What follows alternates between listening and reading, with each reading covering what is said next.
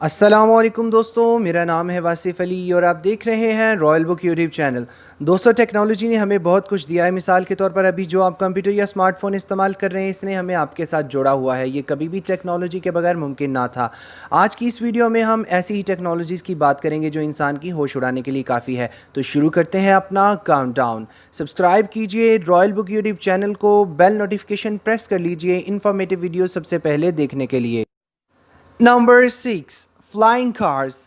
दोस्तों, कारों को उड़ाने का ख्याल नया नहीं है। असल में इनका जिक्र करने वाला पहला शख्स हेनरी फोर्ड था। इसने एक तजर्बाती नशिस्त वाला हवाई जहाज़ तैयार किया था जिसे इसने स्काई फ्लाईओवर कहा था, लेकिन यह प्रोजेक्ट कभी शुरू नहीं हुआ। अगली कोशिश सोवियत यूनियन ने की। पॉल वी ऑटोमेकर ने हाल ही में एक गाड़ी बनाई जिसकी कीमत $621,000 की करीब है। ठीक है, लेकिन क्या कभी आपने ऐसी कोई उड़ती हुई कार देखी? यकीनन नहीं, लेकिन आने वाले वक्त में आप ऐसी गाड़ियां ज़रूर देखेंगे। Number 5, teleportation devices. Star Trek के शायकीन शायद टेलीपोर्टेशन के ख्याल को समझते हैं। साइंस से मोहब्बत करने वाले भी क्वांटम टेलीपोर्टेशन से फौरी तौर पर मालूमात को एक जगह से दूसरी जगह मुंतकिल करने की नज़रियाती टेक्नोलॉजी से वाकिफ़ हैं। दोस्तों, माहिरीन ने एक बार दावा किया था कि हम इंसानों के साथ भी ऐसा कर पाएंगे, लेकिन जैसा कि आप खुद देख सकते हैं कि ये अब भी सिर्फ स्टार ट्रैक फिल्मों में ही होता है। इस तरह की ट्रैकी टेलीपोर्टेशन मुस्तकबिल करीब में होने का कोई भी इम्कान नज़र नहीं आता, लेकिन चंद ऐसी वीडियोस हैं जो कि टेलीपोर्टेशन के होने का सबूत देते हैं, तो हमें इसके बारे में ज़रा सोचना चाहिए। Number 4, time travel.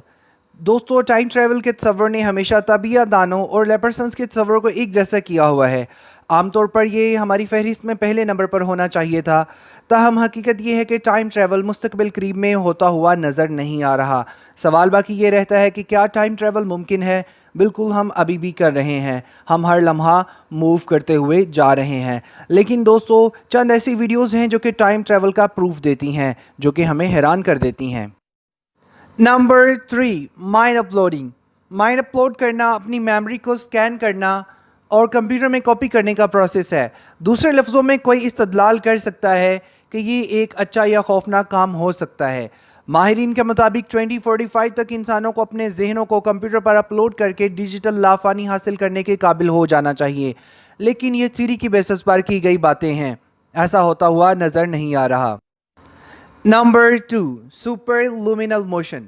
Super लुमिनल motion, जिसे रोशनी से तेज़तर सफ़र भी कहा जाता है, रोशनी की रफ्तार से भी ज़्यादा तेज़ी से मालूमात को ट्रांसफ़र करने का सोर्स समझा जाता है।